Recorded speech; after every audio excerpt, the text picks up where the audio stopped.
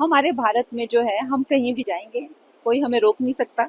और चाहे जिसे कहते हैं ना कि अगर नफरत करने वाले कुछ है तो प्यार करने वाले उससे। तमिलनाडु में मैंने डॉक्टर जे ललिता का जो किरदार निभाया है, आप मानेंगे नहीं, हमारे ऑपोजिशन के जो एमपीज हैं, जो वहां पे बैठे होते हैं, हम उस दिन वोटिंग कर रहे थे तो एक लिस्ट में लाइन लगी थी, लाइन से जाते हुए 3-4 लोग मुझे तलैवी कहते हुए गए, तो इतना प्यार मुझे करते हैं। तो ऐसा इसकी कोई बात नहीं है, किसी एक व्यक्ति की कुछ कहने से क्या फर्क पड़ता है।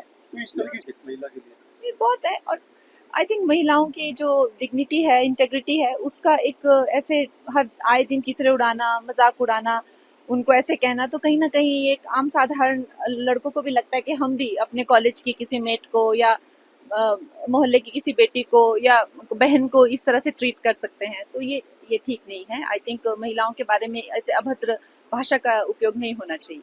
मैम, इससे पहले भी बहुत राशि दी हुई है, 2200 करोड़, 2300 करोड़, 1800 करोड़, 800, ऐसे न जाने कितनी राशि। आप चाहें तो मैं आपको फिनांस डिपार्टमेंट के थ्रू, नड्डा जी की टीम के थ्रू एक पूरा भेजूंगी कि अब तक हमने कितना रिलीज किया हुआ है पैसा यहाँ पर हिमाचल गवर्नमेंट के लिए।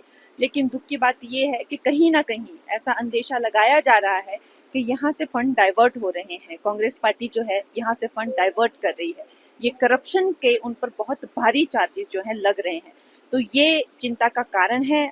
जब प्रधानमंत्री जी मेरे कैंपेन में आए तब भी उन्होंने कहा था कि मैंने जो पैसा दिया था आपदा के लिए उसका क्या हुआ, मुझे पूरा लेखा जोखा चाहिए।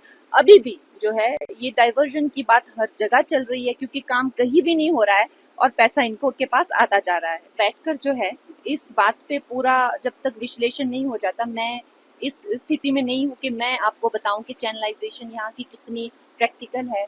क्योंकि जहाँ तक हमें इतना अनुभव ये है कि जब एयरपोर्ट के लिए, कुल्लू एयरपोर्ट को एक्सपैंड करने के लिए फॉरेन से भी बहुत ज़्यादा टीम को बुलाया गया था चैनलाइज करने के लिए, तो जिस तरह का उसमें चीज़ें आए थे और जिस तरह की जो प्रैक्टिकलिटी आई थी, तो वो चैनलाइजेशन उसकी तो पॉसिबल नहीं थी। अब ये चैनलाइजेशन पे मैं आपको ये कहूँगी कि जैसे जैसे अब आप देखें, जो पानी है उसको पकड़ने का काम, ये आदिकाल से नदियां बहती आ रही हैं यहाँ पे, आदिकाल से जो है ये जनता बस रही है, उसको पकड़ने का काम सिर्फ ये जो डंगे बनते हैं उनका नहीं होता, पेड़ पौधे, औषधि, पत्थर कंकड़, इनका भी होता है।